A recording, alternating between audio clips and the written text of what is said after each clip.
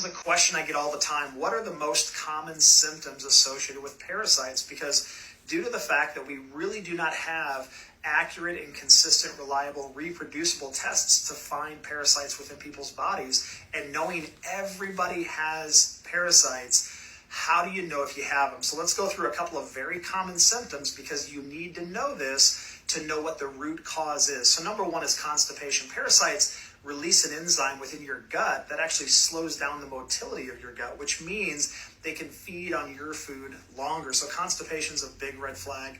Also, just irritable bowel in general, having bloating or pain with the gut, having issues with rectal itching. So I see kids do this all the time. It is a huge red flag. In fact, the minute I see it, I know that that child has a parasite, and they're going to go home and they're going to share it with everybody.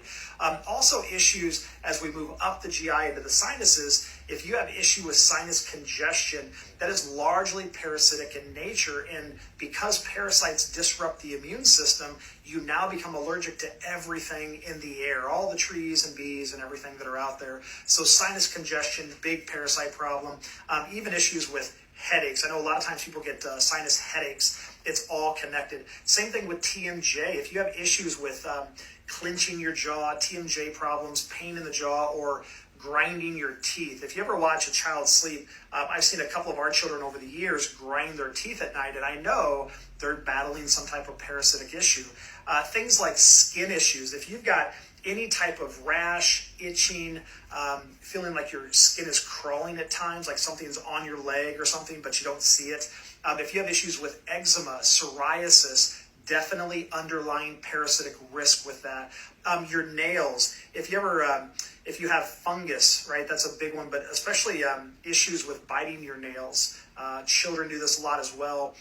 Parasite problem for sure. It's actually a disruption in that immune system as well. But white marks on the nails, that's a zinc deficiency, but parasites love zinc. So if you have it, they're going to eat it. It's the same thing with iron. So if you're low in iron, if you're fatigued or you have anemia, parasites are one of the most common underlying issues for low iron. So make sure you're dealing with that if that's a symptom of yours.